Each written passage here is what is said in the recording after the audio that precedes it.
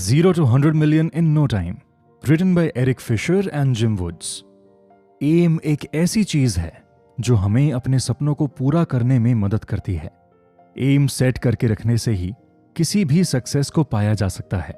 आपने देखा या सुना होगा कि किसी ने अपना एक एम बनाया और उस पर दिन रात मेहनत की और उस गोल को हासिल करने में सक्सेसफुल हुआ, जबकि वहीं दूसरा जो बिन एम और प्लानिंग के मेहनत कर रहा था वो सफलता से दूर था।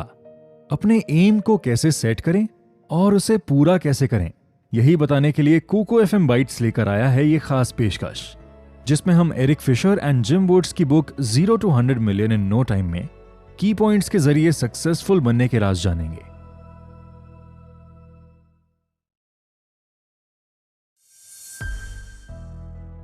की लर्निंग। एम को सेट करने और पूरा करने के लिए खुद को पूरी तरह तैयार रखें। अपने किसी सपने को पूरा करने के लिए सबसे पहले आपको खुद को तैयार करना होगा। इसका मतलब है कि आपको खुद पर भरोसा रखना होगा। खुद से कहना होगा कि हां, मैं ये कर सकता हूं, और उसके लिए एक एम बनाना होगा जिस पर रोज काम करना पड़ेगा। आप लाइफ में चाहे जो पाना चाहते हैं, उसके लिए इन 3 स्टेप्स को याद रखें। खुद को तैयार करें, एम पर फोकस करें और उस पर काम करें। बहुत बार ऐसा होता है कि हमें लाइफ में किसी एक को चूज करना पड़ता है और बस यहीं आकर हम कंफ्यूज हो जाते हैं और कहीं ना कहीं अपने एम से भटक जाते हैं। जैसे फैमिली, फ्रेंड्स, हेल्थ, करियर, ये सभी हमारे लिए इंपॉर्टेंट हैं, लेकिन सभी को एक समय पर नहीं पाया जा सकता। एम सेट करने के लिए खुद को तैयार करना चाहते हैं तो आपको किसी एक को चूज करके आगे बढ़ना ही पड़ेगा। अगर आप अपनी हेल्थ को मेंटेन करना चाहते हैं, अपने वजन को कंट्रोल में रखना चाहते हैं और इसके लिए जिम ज्वाइन करते हैं, तो अब आपको एक एम मिल गया है कि कैसे प्लानिंग करके डेली टाइम से जिम जाना और बॉडी पर ध्यान देना है। अगर सीधा कहें तो ये सब इतना भी सरल नहीं है जितना कि लग रहा है, लेकिन चिंता की कोई बात नहीं है। आगे आप स्टेप बाय स्टेप पूरे प्रोसेस के बारे में जानेंगे।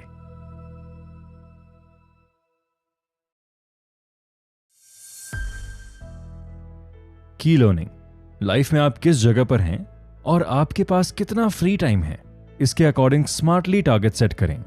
जब हम कोई टारगेट बनाते हैं तो इससे हमें पता चल जाता है कि हमें लाइफ में अब कौन से रास्ते पर चलना है और किधर जाना है।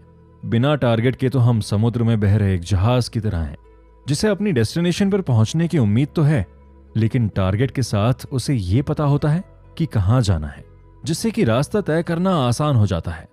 यह सोचकर अच्छा लगता है कि आप कुछ भी कर सकते हैं अगर आपने सफिशिएंट कोशिश की है तो।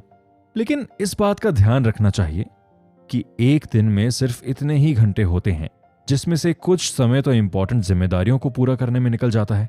तो आप लाइफ में कहां हैं और आपके पास कितना फ्री टाइम है, जिससे यह जानना आसान होता है कि आप अभी कितना बड़ा टारगेट अचीव कर सकते हैं। इसे ऐसे समझते हैं, आप कॉलेज में हैं तो आप उन माता पिता की तुलना में बहुत अलग जगह पर हैं जिनके 2 बच्चे हैं। कॉलेज स्टूडेंट रात के 3 बजे तक जागकर प्रोजेक्ट पूरा कर सकते हैं, लेकिन एक थके हुए माता पिता के पास उतना समय और एनर्जी नहीं होती है, क्योंकि उन्हें जॉब पर जाना हो या कुछ भी काम करना हो तो सबसे पहले उन्हें अपने बच्चों की देखभाल करने के लिए सुबह जल्दी उठना ही पड़ता है। आप अभी लाइफ में कहां हैं, इस बेसिस पर ही बहुत से टारगेट को पूरा नहीं किया जा सकता। जिनका बच्चा छोटा है तो उनके लिए यह समय किसी बिजनेस को शुरू करने के लिए सही नहीं है, लेकिन फिर भी पॉजिटिव तरह से सोचकर देखें तो आपके पास फ्यूचर में एंटरप्रेन्योर बनने के लिए बहुत समय होगा। तो अभी के लिए इस बात से इंश्योर हो जाएं कि आपके पास कितना समय है जो आपको टारगेट सेट करने के लिए हेल्प करेगा।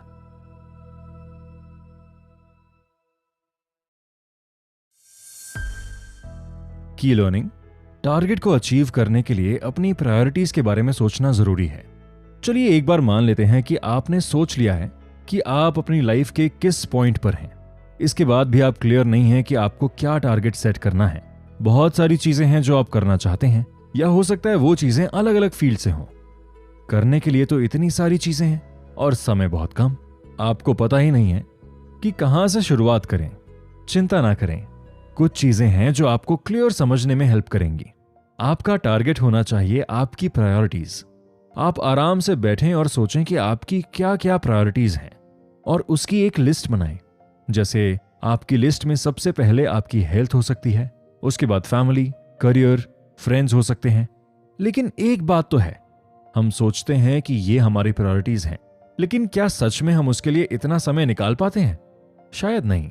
अगर आप बोलते हैं कि मेडिटेशन आपकी प्रायोरिटी है, लेकिन उससे ज्यादा समय तो आप टीवी देखने में या मोबाइल चलाने में निकाल देते हैं, तो आपकी प्रायोरिटीज वाकई में क्या हैं?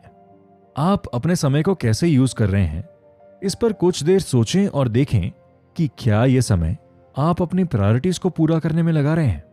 आप चाहें तो इसके लिए अपने फ्रेंड्स, कलीग्स, फैमिली मेंबर्स, इनकी भी राय ले सकते हैं। उनसे पूछें कि वो आपकी टॉप 3 प्रायोरिटीज के बारे में क्या सोचते हैं। ऐसा इसलिए करना है क्योंकि आप अपने समय को कैसे यूज कर रहे हैं, इस पर आपके परसेप्शन गलत भी हो सकते हैं। तो इन बातों को ध्यान में रखें और अपनी प्रायोरिटीज को जरूर लिखें।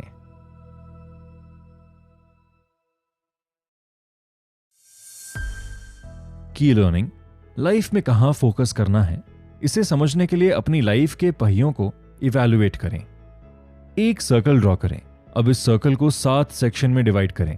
इन 7 सेक्शंस के एक एक सेक्शन में लिखें intellectual, family, financial, spiritual, career, health और सोशल।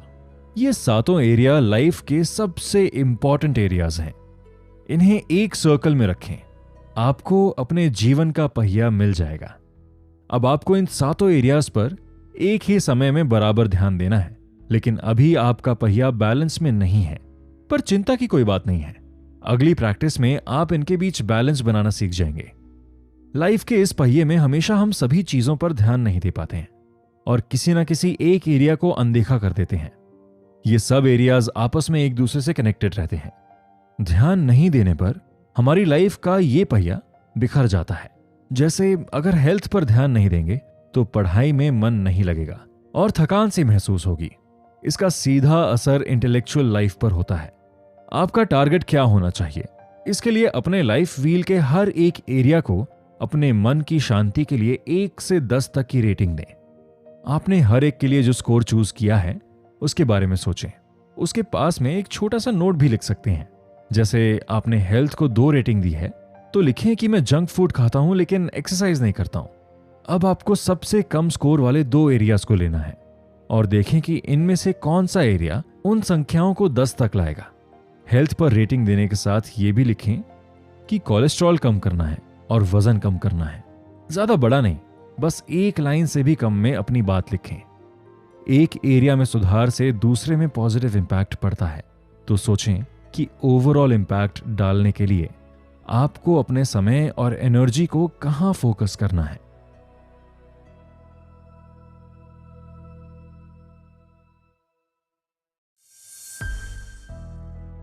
की लर्निंग, स्मार्ट गोल सेट करें जो पूरा किया जा सके। आप अपने टारगेट के लिए बिल्कुल तैयार हैं, लेकिन एक आखिरी बार सोच लें। अपनी प्रायोरिटीज और लाइफ फील्स, इन दोनों के नोट्स को रिव्यू कर लें। क्या टारगेट के लिए आपके दिमाग में कुछ आइडिया आ रहा है? अगर नहीं तो ठीक है, आप थोड़ा समय लें और देखें कि अगले 48 घंटों में क्या आइडिया आता है। 48 घंटों के बाद भी आपके दिमाग में कुछ नहीं आ रहा है तो कोई बात नहीं, आप पीछे हटकर अपने हेल्थ पर फोकस करें, क्योंकि हेल्थ एक ऐसी चीज है जो लाइफ के दूसरे एरियाज को भी एनर्जी से भर देती है। आप जिस पर भी फोकस करना चाहते हैं तो उस टारगेट को सेट करने का समय आ गया है। और ये सिर्फ एक टारगेट नहीं बल्कि एक स्मार्ट टारगेट होगा। चलिए मान लेते हैं कि आपने अपनी हेल्थ पर फोकस करने का डिसीजन लिया है और आप सिर्फ कहते हैं कि आप कुछ वजन कम करना चाहते हैं, तो ये बात तो ठीक नहीं होगी। ऐसा कहने की बजाय एक स्मार्ट टारगेट ये होगा, मैं वर्कआउट करके 90 दिन में 10 पाउंड वजन कम करूंगा। इस तरह स्मार्ट तरीके से सोचना अलग क्यों है? तो देखिए, ये सिर्फ कुछ वजन कम करना नहीं है बल्कि 10 पाउंड वजन कम करना है। इसे आप ट्रैक भी कर सकते हैं कि आप कितना पाउंड कम कर रहे हैं। टारगेट रेलेवेंस की बात करें तो ये इस पर डिपेंड करता है कि ये आपकी प्रायोरिटीज और लाइफ व्हील्स में कैसे फिट होगा। आपने जो नोट्स बनाए थे उन्हें देखकर आप इसका पता लगा सकते हैं। बस इस बात से इंश्योर रहें कि आपका गोल ऐसा होना चाहिए जो वाकई में आपके लिए मायने रखता हो। अपने टारगेट्स लिखने के लिए समय जरूर निकालें। टारगेट्स लिखना बहुत इंपॉर्टेंट है। ये टारगेट्स को पूरा करने में मदद करता है। डोमिनिकन यूनिवर्सिटी के रिसर्चर्स ने एक स्टडी में पाया कि जो टारगेट लिखते हैं उनकी सक्सेस रेट 61% होती है और जिन लोगों ने टारगेट नहीं लिखे उनकी सक्सेस रेट 41% थी। इसलिए सफल होने के लिए अपने टारगेट को जरूर लिखें।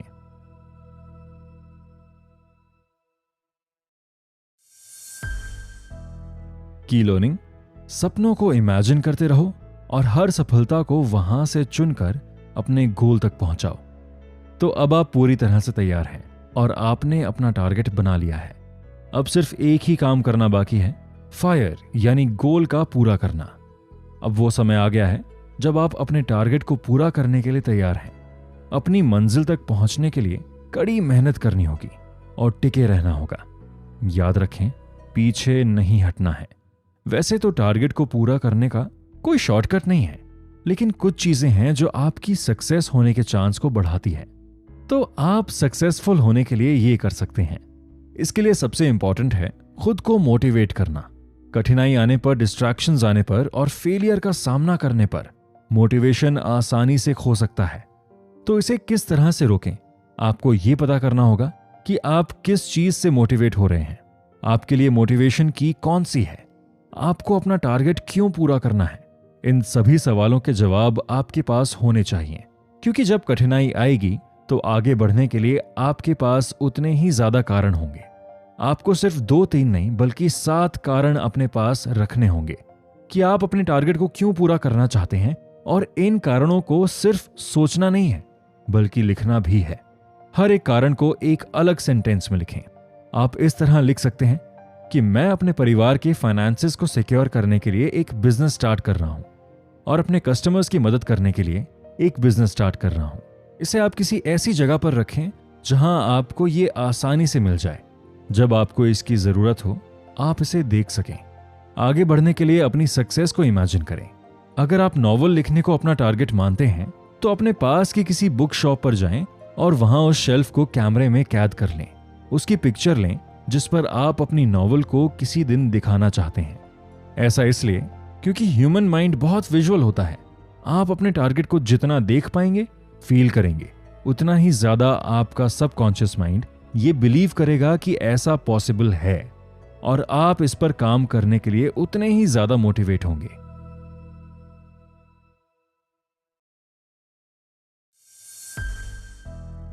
की लर्निंग, टू डू लिस्ट सफलता का रास्ता होती है। जब रूटीन बनाते हैं तो सब कुछ हो जाता है संभव। मान लीजिए कि आप एक राइटर हैं और एक बुक लिखना चाहते हैं।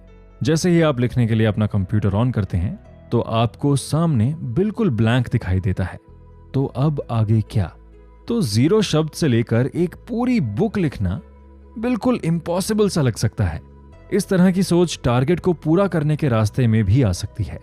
तो जब काम इतना कठिन लग रहा है तो इसके लिए कोशिश भी क्यों की जाए?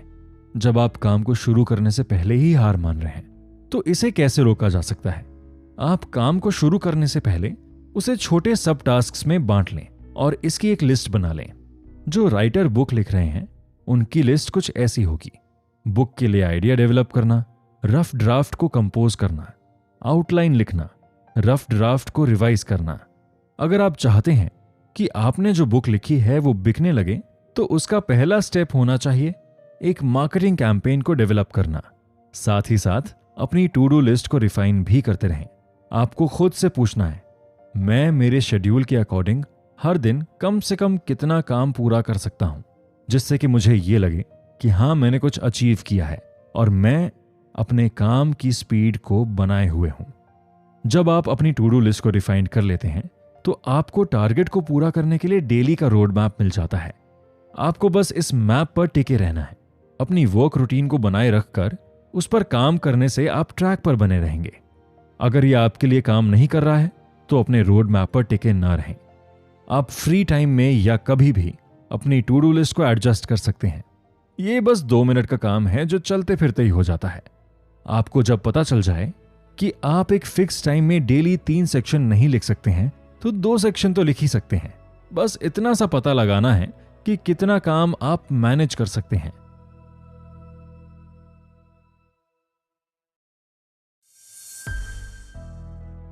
की लर्निंग, डिसअपॉइंटेड महसूस होने पर फैमिली, दोस्त या कलीग से मिलकर मन हल्का करें।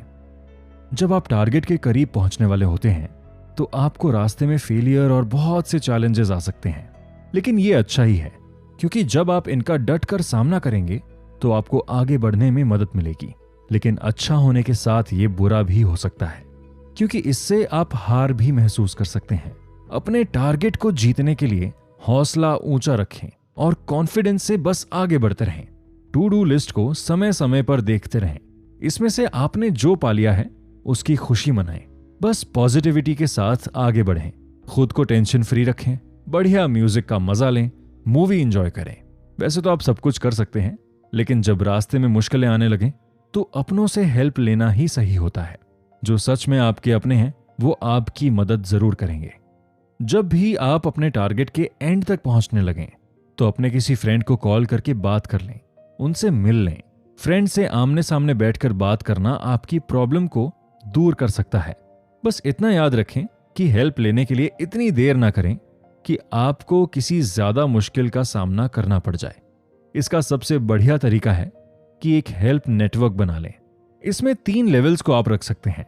लेवल 1 में ऐसा नेटवर्क रखें जिसमें वो इंसान है जिस पर आप डेली लाइफ में हेल्प करने के लिए भरोसा कर सकते हैं, जैसे कोई अच्छा फ्रेंड, पेरेंट्स या आपका पार्टनर। क्योंकि अगर आपके बच्चे हैं तो वो उन्हें रोज थोड़ी देर के लिए बाहर खेलने के लिए ले जा सकते हैं, जिससे कि आपको अपने टारगेट पर फोकस करने के लिए समय मिल जाएगा। लेवल 2 में अपने ऐसे फ्रेंड्स को रखें जो आपको हर 2 दिन में कुछ पॉजिटिव मोटिवेशनल मैसेज भेजें, और दूसरा कोई ऐसा फ्रेंड जो आपको एनकरेज करने के लिए हफ्ते में 1 बार कॉल पर आपसे बात कर ले। लेवल 3 में ऐसे लोगों से कनेक्ट कर सकते हैं जो आपकी ही तरह टारगेट को पूरा करने में लगे हैं। जैसे अगर आप एक राइटर हैं तो राइटर्स ग्रुप से जुड़ जाएं, या आप ही एक राइटर ग्रुप क्रिएट कर लें। इनसे आप महीने में 1 बार मिल सकते हैं या वीडियो कॉल पर कनेक्टेड रह सकते हैं। आप एक दूसरे के एक्सपीरियंसेस से सीख सकते हैं, एक दूसरे की जीत को सेलिब्रेट कर सकते हैं, और एक दूसरे के रास्ते में जो भी कठिनाइयां आए उसके लिए सिंपैथी दे सकते हैं।